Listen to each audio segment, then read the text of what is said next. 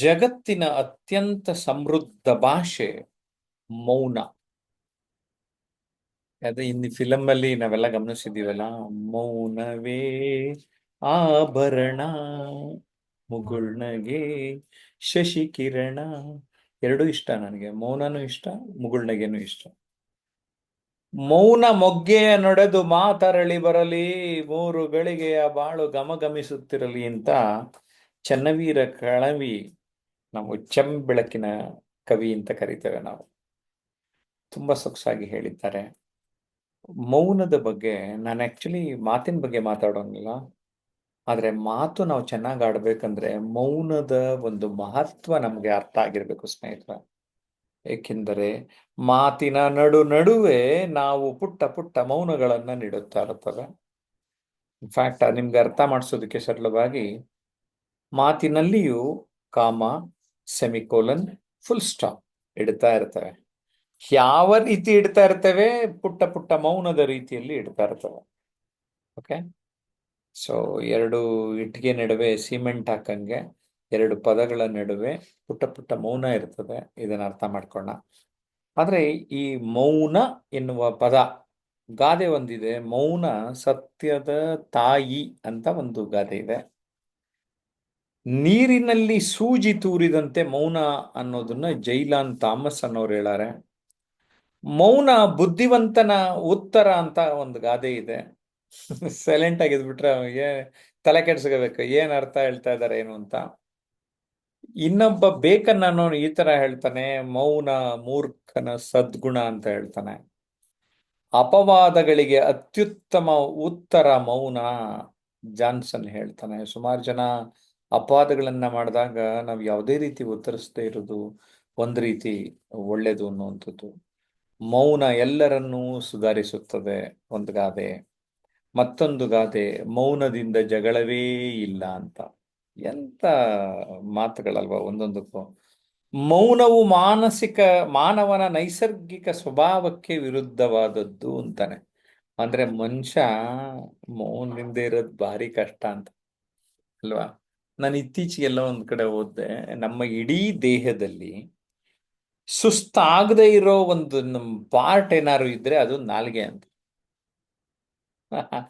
ಅಂದ್ರೆ ನೀವ್ ಎಷ್ಟ್ ಮಾತಾಡಿದ್ರು ನಾಲ್ಗೆಗೆ ಸುಸ್ತಾಗಲ್ಲ. ನಿಮ್ ಗಂಟ್ಲಿಗೆ ಸುಸ್ತಾಗ್ಬೋದು, ನಿಮ್ ತಲೆ ಸ್ಟ್ರೈನ್ ಆಗ್ಬೋದು, ಮತ್ತೊಂದು. ನಾನು ಹೌದಲ್ವಾ, ಅದಕ್ಕೆ ಪುರಂದರದಾಸರೆಲ್ಲ ಏನ್ ಹೇಳಿದ್ರು, ಎಲುಬಿಲ್ಲದ ನಾಲಿಗೆ ಎಲುಬನ್ನು ಮುರಿದಿತ್ತು ಅಂದ್ರು. ನಾಲಿಗೆ ನಿನ್ನ ನೀಚ ಬುದ್ಧಿಯ ಬಿಡು ನಾಲಿಗೆ ಅಂದ್ರು, ಅಲ್ವಾ ಸ್ನೇಹಿತರೆ. ಗಾಂಧೀಜಿ ಒಂದು ಮಾತು ಹೇಳಿದ್ದಾರೆ, ಮನುಷ್ಯನಿಗೆ ಮಾತಾಡುವುದು ಸುಲಭವಾಗಿ ಬರುತ್ತದೆ, ಆದರೆ ಮೌನವಾಗಿರುವುದು ಅಭ್ಯಾಸ ಮಾಡಬೇಕು ಅಂತ ಹೇಳಿದ್ದಾರೆ. ಕ್ಲಿಯರ್? ಮೌನ, ಮಾತು ಬೆಳ್ಳಿ, ಮೌನ ಬಂಗಾರ. ಶೇಕ್ಸ್ಪಿಯರ್ ಕೂಡ ಒಂದು ಮಾತು ಹೇಳಿದ್ದಾರೆ, ಮೌನವೇ ಸಂತೋಷದ ಸರ್ವೋತ್ಕೃಷ್ಟ ದೂತ. ವಾವ್, ಕ್ಯಾ ಬಾತ್ ಹೈ. ಏನ್ ಚೆನ್ನಾಗಿ ಹೇಳ್ತಾರಲ್ಲ ಕೆಲವು ಹೇಳಿಕೆಗಳು, ನಾವು ಅದಕ್ಕೆ ಗಮನಿಸ್ತಾ ಇರಬೇಕು. ನಾವು ಕೂಡ ಆನ್ಲೈನ್ ಕ್ಲಾಸ್ನಲ್ಲಿ ಕೆಲವರ ಹೇಳಿಕೆಗಳನ್ನ, ಕೆಲವೊಂದು ವಾಕ್ಯಗಳನ್ನ, ಆ ವಾಕ್ಯಗಳ ಸುತ್ತ ಎಲ್ಲರೂ ಮಾತನಾಡೋದಕ್ಕೆ ನಾವು ಅವಕಾಶಗಳನ್ನ ನೀಡ್ತಾ ಇರ್ತವೆ. ಅದೇ ತೆರನಾಗಿ ಇವತ್ತು ಕೂಡ ನಾನು ನಮ್ಮ ಆನ್ಲೈನ್ ಪಾರ್ಟಿಸಿಪೆಂಟ್ಸ್ನ ಮಾತಾಡೋದಕ್ಕೆ ಇದನ್ನ ಆಕ್ಟಿವಿಟಿಯಾಗಿ ಕೊಡ್ತಾ ಇದ್ದೇನೆ. ಮೊದಲನೇದಾಗಿ ವಕೀಲರಾಗಿರುವಂತಹ ಅನಿತಾ ಮೇಡಮ್ ಏನ್ ಹೇಳ್ತಾರೆ ಕೇಳ್ತಾ ಇದ್ದೀನಿ. ಎಸ್ ಅನಿತಾ ಮೇಡಮ್, ನಮಸ್ಕಾರ. ನಮಸ್ತೆ ಸರ್. ಮಾತ್ ಹ್ಮ್ ಮೌನ ಮೌನನೇ ಒಂದು ಅದ್ಭುತ ಒಂದು ಇದು ಸರ್. ಶಬ್ದ ಮೌನನೇ ಒಂದು ಅದ್ಭುತವಾದ ಶಬ್ದ.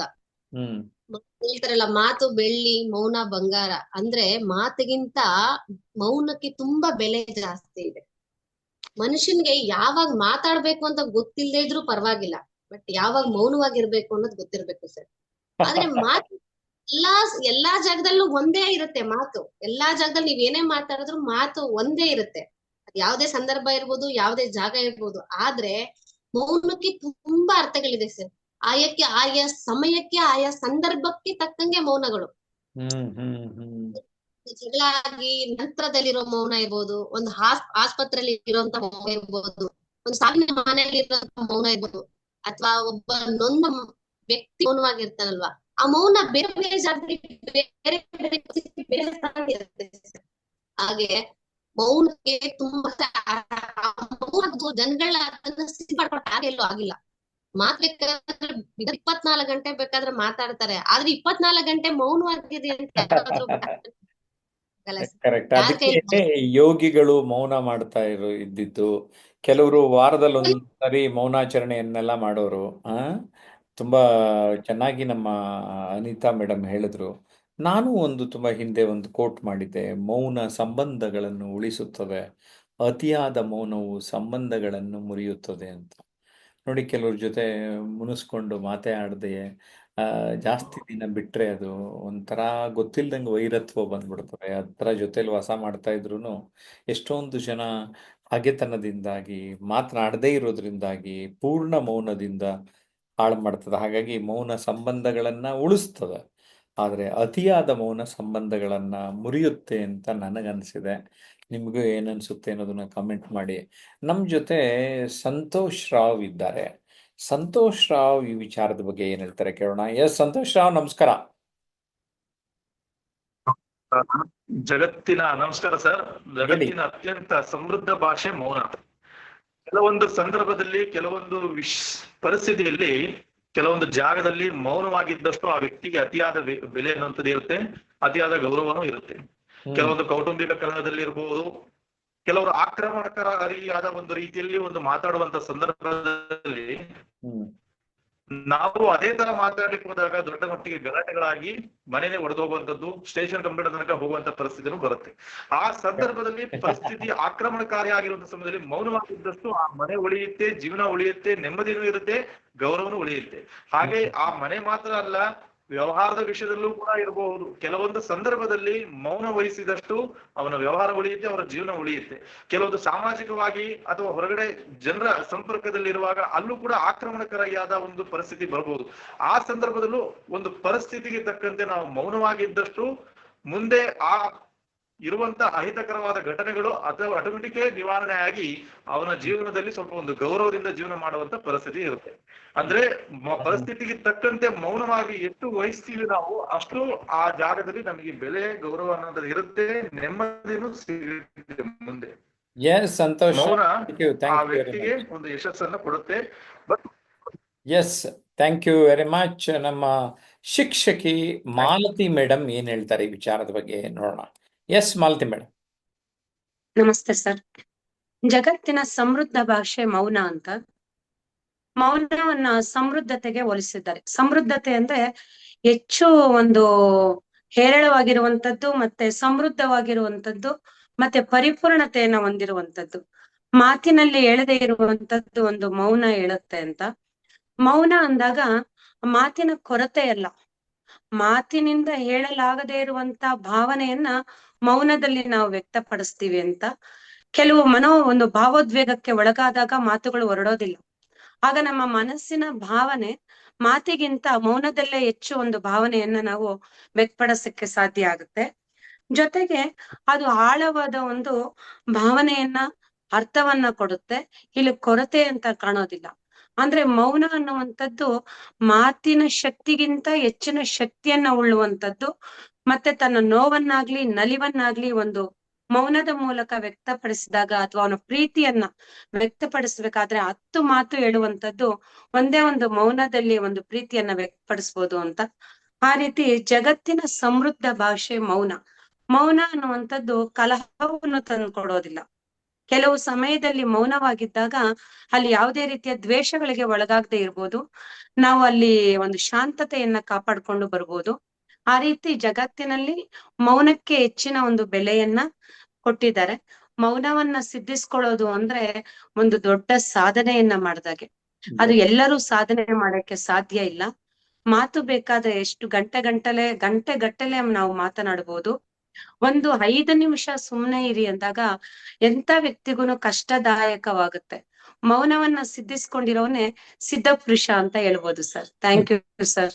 ಜೊತೆಗೆ ಈ ಥಾಮಸ್ ಪುಲ್ಲರ್ ಅನ್ನೋರು ಒಂದು ಮಾತು ಹೇಳಿದ್ದಾರೆ, ಸ್ತ್ರೀಗೆ ಸೊಗಸಾದ ಒಡವೆ ಮೌನ ಅಂತ. ಓಕೆ, ಅನಂತ ಕೃಷ್ಣ ಮೋಹನ್ ಏನ್ ಹೇಳ್ತಾರೆ? ನಮಸ್ಕಾರ ಎಲ್ಲರಿಗೂ. ಪ್ರತಿನಿತ್ಯ ನಾವು ಪ್ರತಿ ಇದರಲ್ಲಿ ಮಾತಾಡ್ತಾನೆ ಇರ್ತೀವಿ. ಜಗತ್ತಿನ ಅತ್ಯಂತ ಸಮೃದ್ಧ ಭಾಷೆ ಮೌನ ಅಂತ ಯಾಕೆ ಅದನ್ನ ವರ್ಣನೆ ಮಾಡಿದಾರೆ ಅಂತ ಹೇಳ್ಬೋದು ಅಂದ್ರೆ, ನಾವು ಮಾತಾಡಿರೋ ಪದನ ನಾವು ಎಲ್ಲರ ಜೊತೆ ಬೆಳಿಬೇಕಾದ್ರೆ ಕೆಲವೊಂದು ಸರಿ ಕೆಲವ್ರ ಹತ್ರ ಮಾತಾಡಿದಾಗ ಅವ್ರು ನೆಗೆಟಿವ್ ಆಗಿ ತಗೊಂತ ಇರ್ತಾರೆ. ಅವ್ರು ನಾವು ಮಾತಾಡಿರೋ ಭಾಷೆ ಕೂಡ ಅವ್ರು ನೆಗೆಟಿವ್ ಆಗಿ ಯೋಚನೆ ಮಾಡ್ತಾ ಇರ್ತಾರೆ. ನಮ್ಗೆ ಏನೋ ಗೊತ್ತಿದೆ ಜ್ಞಾನ ಅಂತ ಅವ್ರಿಗೆ ಏನೋ ಹೇಳಕ್ ಹೋದ್ರೆ ಕೂಡ ಅವರು ಕೂಡ ಅದ್ರ ಬಗ್ಗೆ ನೆಗೆಟಿವ್ ಆಗಿ ಯೋಚನೆ ಮಾಡೋಂತ ಜನರ ಜೊತೆ ಕೂಡ ನಾವ್ ಇರ್ತೀವಿ, ಬೆಳಿತಾ ಇರ್ತೀವಿ. ಅಂತ ಸಂದರ್ಭದಲ್ಲಿ ಮಾತಾಡಿ ಇದು ಮಾಡ್ಕೊಳ್ಳೋದಕ್ಕಿಂತ ಮೌನವಾಗಿರೋದು ಬಹಳ ಉತ್ತಮ. ಇನ್ನ ನಾವು ಮೌನ ಅನ್ನೋದನ್ನ ನಾವು ನೋಡಿ ಕಲಿಬೇಕಂದ್ರೆ ನಾವು ಅನೇಕ ಪ್ರಾಣಿಗಳು ನಮ್ ಮುಂದೆ ಬಂದು ನಿಂತ್ಕೊಂಡು ಅವು ನಮ್ ಮುಖ ನೋಡ್ತಾ ಇರ್ತವೆ. ಅದನ್ನ ನೋಡಿದಾಗ ಅದರದೇ ಆದ ಹೃದಯವಂತಿಕೆ ಅಂತ ತೋರಿಸುವಂತ ಪ್ರೀತಿ ಸಲ್ತಾ ಇರ್ತವೆ. ಸೊ ಅವಾಗ ಗೊತ್ತಾಗುತ್ತೆ ಮನುಷ್ಯನು ಮಾತಾಡಿದ್ರೇನೆ ಗೆಲ್ಬಹುದು ಅನ್ನೋದಕ್ಕಿನ್ನ ಮೌನವಾಗಿದ್ದು ಕೂಡ ಗೆಲ್ಬಹುದು ಅನ್ನೋದಕ್ಕೆ ಪ್ರಾಣಿಗಳನ್ನ ನೋಡಿದಾಗ ಸಂತೋಷ ಆಗ್ತಾ ಇರ್ತದೆ. ನಾವು ಯಾವಾಗ ನಾವು ಎಂತ ಸಂದರ್ಭದಲ್ಲಿ ಯಾವಾಗ ಏನ್ ಮಾತಾಡಬೇಕು ಅದನ್ನ ಮಾತಾಡಿದಾಗ ಅವನೊಂದು ಸಮೃದ್ಧಿ ಆಗ್ತಾನ ಅನ್ನೋದಕ್ಕೆ ಇದೊಂದು ನೀವು ಎಚ್ಚರಿಕೆಯ ಒಂದು ಗಂಟೆ ತರ ನಮ್ಗೆ ಕೊಟ್ಟಿದ್ದೀರಿ ಅಂತ ಹೇಳಕ್ಕೆ ಇದೇ ಸಂದರ್ಭದಲ್ಲಿ ಇಷ್ಟಪಡ್ತೀನಿ ಸರ್. Thank you. ಹೌದು, ಯಾಕೆಂದ್ರೆ ಎಷ್ಟು ಬೇಕೋ ಅಷ್ಟು ಮಾತಾಡಿ, ತುಂಬಾ ಜಾಸ್ತಿ ಮಾತಾಡಕ್ ಹೋಗ್ಬೇಡಿ ಅನ್ನೋ ಒಂದು ಎಚ್ಚರಿಕೆ ನಿಜವಾಗೂ ಕೊಡ್ತಾ ಇದ್ದೀನಿ. ಎಸ್ ರಮೇಶ್, ಏನ್ ಹೇಳ್ತೀರಿ? ನಮಸ್ತೆ ಸರ್. ನಾವು ಮೌನ ಅತಿ ದೊಡ್ಡ ಒಡವೆ ಅಂತಲೇ ಹೇಳ್ಬೋದು ಮನ್ಸನ್ಗೆ. ಮನ್ಸ ಎಷ್ಟು ಮೌನವಾಗಿ ಶಾಂತವಾಗಿ ಇರೋ ಪ್ರಯತ್ನ ಪಡ್ತಾನೆ ಅಷ್ಟು ಅವನು ಸುಖಿಯಾಗಿ ಇರ್ತಾನೆ. ಮೌನ ಅಂದ್ರೆ ಕೆಲವೊಂದು ವಿಚಾರಗಳನ್ನ ನಾವು ತಿಳಿದೇನೆ ಮೌನ ಬಿಚ್ಚಿ ಮಾತನಾಡಿದಾಗ ಅದರಿಂದ ಅಪಾರ್ಥಗಳಾಗುವ ಸಾಧ್ಯತೆ ಇರುತ್ತೆ. ಅತಿಯಾದ ಮೌನನೂ ಒಳ್ಳೇದಲ್ಲ, ಅತಿಯಾಗಿ ಮೌನವಾಗಿ ಇರೋಕ್ಕೂ ಆಗಲ್ಲ. ಜಗತ್ತಿನಲ್ಲಿ ಅತ್ಯಂತ ಕಷ್ಟವಾದ ಕೆಲಸ ಯಾವುದು ಅಂದ್ರೆ ಮೌನವಾಗಿ ಇರೋದೆ ಅಂತ ಒಬ್ರು ಸಾಹಿತಿ ಹೇಳ್ತಾರೆ. ಆದ್ರಿಂದ ಮೌನಕ್ಕೆ ಬೆಲೆ ಕಟ್ಟಲಾಗೋದು. ಮೌನ ನಮ್ಮನ್ನು ಹಲವಾರು ಆಪತ್ತುಗಳಿಂದ ನಮ್ಮನ್ನು ರಕ್ಷಿಸುತ್ತದೆ. ಮತ್ತೆ ಅವ್ರು ಏನು ಹೇಳ್ತಿದ್ದಾರೆ, ಅವ್ರ ವಿಚಾರಧಾರೆ ಏನು ಅಂತ ತಿಳ್ಕೊಳ್ಳೋಕ್ಕೂ ನಮ್ಗೆ ಮೌನವಾಗಿ ಇದ್ದಷ್ಟು ಸಹಕಾರವಾಗುತ್ತದೆ. ಮತ್ತೆ ನಮ್ಮ ಎದುರುಗಡೆ ಇರುವ ಸಂಬಂಧಿಕರಾಗ್ಲಿ ಮತ್ತೆ ಸ್ನೇಹಿತರಾಗ್ಲಿ ಪ್ರತಿಯೊಬ್ಬರನ್ನು ಅವರ ಭಾವನೆಗಳಿಗೆ ನಾವು ಸ್ಪಂದಿಸ್ದಂಗಾಗತ್ತೆ ಮೌನದಿಂದ ಇದ್ದಾಗ. ಸ್ಪಂದಿಸಿದಾಗ ಅವರಲ್ಲಿ ಇರುವಂತ ಹೃದಯ ವಿಶಾಲತೆಯನ್ನ ನಾವು ಕಾಣ್ಬೋದಾಗತ್ತೆ. Yes Ramesh, thank you. Katteri Swamy ಏನ್ ಹೇಳ್ತಾರೆ ನೋಡೋಣ. ಎಲ್ರಿಗೂ ನಮಸ್ಕಾರ. ಜಗತ್ತಿನ ಅತ್ಯಂತ ಸಮೃದ್ಧ ಭಾಷೆ ಮೌನ. ಸಂವಹನ ಅತ್ಯಂತ ಪರಿಣಾಮಕಾರಿಯಾದ ಭಾಷೆ ಇದು ಎಂದು ತೋರುತ್ತದೆ. ಉದಾಹರಣೆಗೆ ಕೆಲವೊಮ್ಮೆ ಮಾತುಗಳು ವಿವರಿಸಲು ಅಸಾಧ್ಯವಾದಾಗ ನಮ್ಮ ಭಾವನೆಗಳ ಮೂಲಕ ಒಂದು ಸಂತೋಷ ಆಗಿರ್ಬೋದು, ಒಂದು ದುಃಖ ಸಂಗತಿಗಳಾಗಿರ್ಬೋದು, ನಾವು ಮೌನದಿಂದಲೇ ಉತ್ತರಿಸ್ಬೇಕಾಗ್ತದೆ. ಈಗ ಕೆಲವೊಂದು ಬಾರಿ ನಾವು ಮೌನದಿಂದ ಇದ್ರೆ ಅದು ನಮ್ಮ ಒಪ್ಪಿಗೆಯನ್ನು ತೋರಿಸುತ್ತದೆ. ಹಾಗೆ ಅತಿಯಾದ ಮೌನದಿಂದಲೇ ಹೋರಾಟದ ಶಕ್ತಿ ಕೂಡ ಹೆಚ್ಚಾಗ್ತದೆ. ಈ ಮೌನವನ್ನು ನಾವು ಸರಿಯಾಗಿ ಅರ್ಥ ಮಾಡಿಕೊಂಡ್ರೆ ನಾವು ಜೀವನದಲ್ಲಿ ಉತ್ತಮ ಸಂವಹನ ಕಲೆಗಾರನ ಆಗ್ಬೋದು. ಈಗ ಒಬ್ಬ ರೋಮಿಯೋ ಅವರು ಒಂದು ಮಾತು ಹೇಳಿದ್ದಾರೆ. ಏನಪ್ಪಾ ಅಂತಂದ್ರೆ, ಮೌನವು ಒಂದು ಸಮುದ್ರ ಇದ್ದಂಗೆ, ಮೌನವು ಒಂದು ಸಮುದ್ರ ಇದ್ದಂಗೆ, ಮಾತು ಒಂದು ನದಿ ಇದ್ದಾಗೆ. ಮಾತು ನದಿ ಇದ್ದಾಗೆ. ಸಮುದ್ರ ನಿಮ್ಮನ್ನು ಹುಡುಕುತ್ತಿರುವಾಗ ನದಿಯತ್ತ ತೆರಳಬೇಡಿ, ಸಮುದ್ರದ ಮಾತನ್ನು ಆಲಿಸಿ ಅಂತ ಎಷ್ಟು ಚೆನ್ನಾಗಿ ಅರ್ಥ ಮಾಡಿಸಿದ್ದಾರೆ. ಹಾಗಾಗಿ ಮೌನ ನಮ್ಮೆಲ್ಲರಿಗೂ ಬೇಕು. ಅದು ಎಷ್ಟಕ್ಕೆ ಅಳವಡಿಸ್ಕೋಬೇಕು ಅಷ್ಟು ಮಾತ್ರ ಇರ್ಬೇಕು. ಅತಿಯಾದ ಮೌನ ಕೂಡ ನಮ್ಮ ಒಂದು ಆತಂಕಕಾರಿ ಕೂಡ ಸೃಷ್ಟಿ ಆಗುತ್ತೆ ಅಂತ ಹೇಳಕ್ ಇಷ್ಟಪಡ್ತೀನಿ. ಓಕೆ, ನಮ್ ಜೊತೆ ಬಿಸ್ನೆಸ್ ಮ್ಯಾನ್ ಮಂಜುನಾಥ್ ಇದ್ದಾರೆ. ಏನ್ ಹೇಳ್ತಾರೆ ಮಂಜುನಾಥ್ ಅವರು, ಕೇಳೋಣ. ಎಸ್ ಮಂಜುನಾಥ್ ಸರ್, ಎಲ್ರಿಗೂ ನಮಸ್ತೆ. ಇವತ್ತಿನ ಟಾಪಿಕ್ ಜಗತ್ತಿನ ಅತ್ಯಂತ ಸಮೃದ್ಧ ಭಾಷೆ ಮೌನ. ಅದು ಬಹಳ ಕಷ್ಟ ಸರ್, ಅದು ಮೌನವಾಗಿರೋದು. ಈ ಬಿಸ್ನೆಸ್ ಫೀಲ್ಡ್ ಅಲ್ಲಿ ನಾವು ಮಾತಾಡದೆ ಹೋದ್ರೆ ಬಿಸ್ನೆಸ್ ಆಗೋದಿಲ್ಲ. ಆದ್ರೂ ಕೂಡ ಇದು ಮೌನ ಅನ್ನೋದು ಬಹಳನೇ ಮುಖ್ಯ ಸರ್ ಬಿಸ್ನೆಸ್ ಮ್ಯಾನ್ಗೆ. ಅದು ಕೂಡ ಇರ್ಬೇಕು. ಆಸ್ ಎ ಬಿಸ್ನೆಸ್ ಮ್ಯಾನ್ ಏನಂದ್ರೆ, ಈಗ ಎಷ್ಟೋ ಜನ ಬರ್ತಾರೆ ವ್ಯವಹಾರ ಇದ್ನಲ್ಲಿ, ನಾವು ಎಷ್ಟು ಮೌನವಾಗಿರ್ತೀವಿ ಅವ್ರದ್ದು ಏನಿರುತ್ತೆ, ಅವ್ರ ಪ್ಲಸ್ ಮೈನಸ್, ನಾವು ಮೌನವಾಗಿದ್ರೆ ಎಲ್ಲಾ ಕೂಡ ಹೇಳ್ತಾರೆ. ನಾವು ಮೌನವಾಗಿ ಇಲ್ದೆ ಅವ್ರದ್ದು ಮಾತು ನಾವು ಕೇಳದೆ ಹೋದ್ರೆ ಯಾವ್ದು ಕೂಡ ಗೊತ್ತಾಗೋದಿಲ್ಲ. ಉದಾಹರಣೆಗೆ ಈಗ ನಮ್ಮ ದಿವಂಗತ ಇವರು ಮನಮೋಹನ್ ಸಿಂಗ್ ಅವ್ರ ಹೆಸರೇ ಸೈಲೆಂಟ್ PM ಅಂತ ಇಟ್ಬಿಟ್ಟಿದ್ರು ಸರ್. ಆದ್ರೆ ಅವ್ರ ಕೆಲಸ ಮಾತ್ರ ಬಹಳ ಅಷ್ಟು ಮಾಡಿದ್ದಾರೆ. ಅದನ್ನೀಗ ಇವರು ನರೇಂದ್ರ ಮೋದಿ ಅವರು ಬದಲಾವಣೆ ಮಾಡಿದ್ದಾರೆ. ಹಾಗೆ ಈಗ ಮೌನವಾಗಿದ್ಬಿಟ್ರೆ ನಮ್ಮ ಕೆಲಸ ಕೂಡ ಹೊರಗಡೆ ಬರೋದಿಲ್ಲ ಸರ್. ನಾವೇನ್ ಮಾಡಿದೀವಿ ಅನ್ನೋದು ಜನಕ್ಕೆ ಕೂಡ ಗೊತ್ತಾಗೋದಿಲ್ಲ, ಸಮಾಜಕ್ಕೆ ಕೂಡ ಗೊತ್ತಾಗೋದಿಲ್ಲ. ಆದ್ರಿಂದ ಅತ್ಯಂತ ಮೌನವಾಗಿರೋದು ಕೂಡ ಒಳ್ಳೇದಲ್ಲ ಅಂತ ನನ್ನ ಅಭಿಪ್ರಾಯ sir. Okay, thank you sir. ತುಂಬಾ ಚೆನ್ನಾಗಿ ಎಲ್ಲರೂ ಅವ್ರವ್ರ ಅಭಿಪ್ರಾಯ ಹೇಳ್ತಾ ಇದ್ದೀರಿ. ಸಿದ್ದನಗೌಡ ಪಾಟೀಲ್ರು ಏನ್ ಹೇಳ್ತಾರೆ? ಜಗತ್ತಿನ ಅತ್ಯಂತ ಸಮೃದ್ಧ ಭಾಷೆ ಮೌನ ಸರ್. ಹ್ಮ್ ಇದು ತುಂಬಾ ಚೆನ್ನಾಗಿರೋ ಟಾಪಿಕ್ ಸರ್. ಮಾತು ಬೆಳ್ಳಿ ಮೌನ ಬಂಗಾರ ಅಂತ ಸರ್ ಹಿರಿಯರು. ಹ್ಮ್ ಇದು ಸತ್ಯವಾದ ಮಾತು ಸರ್. ಯಾವ್ದಾದ್ರು ಒಂದು ಒಂದು ಯಾವ್ದಾದ್ರು ಮಾತಿಗೆ ಒಂದು ಆನ್ಸರ್ ಹೇಳ್ಬೇಕಂದ್ರೆ ಹೇಳೋದೇ ಅಂದ್ರೆ ಅದಕ್ಕೆ ಒಂದೇ ಆನ್ಸರ್ ಬರುತ್ತೆ. ಅದೇ ಮೌನವಾಗಿದ್ರೆ ಹತ್ತು ಆನ್ಸರ್ ಕೂಡ ತಿಳ್ಕೊಬಹುದು ಅವರು. ಆಮೇಲೆ ಯಾವ್ದು ತೊಂದರೆಗಳಾಗಲ್ಲ ಸರ್ ಮೌನ ಇರೋದ್ರಿಂದ. ಓಕೆ. ಯಾವ್ದು ತೊಂದರೆ ಜಾಸ್ತಿ ಆಗಲ್ಲ ಮತ್ತು ಒಳ್ಳೆ ಇದು ಇರ್ಬೋದು ಅಂತ ನಾನು.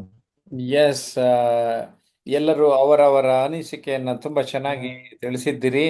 ಸ್ನೇಹಿತರೆ, ಮೌನ ಅನಂತದಲ್ಲಿ ಆಳವಾದದ್ದು, ಮಾತು ಕಾಲದಷ್ಟು ಕ್ಷಣಿಕ ಅಂತ ಕಾರ್ಲೈಲ್ ಹೇಳ್ತಾರೆ.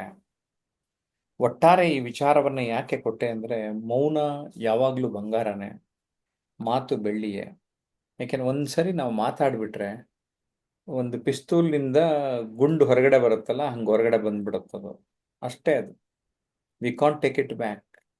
ಅದಕ್ಕೆ ಎಚ್ಚರಿಕೆಯಿಂದ ಹುಷಾರಾಗಿ ನಾವು ಮಾತನಾಡಬೇಕು.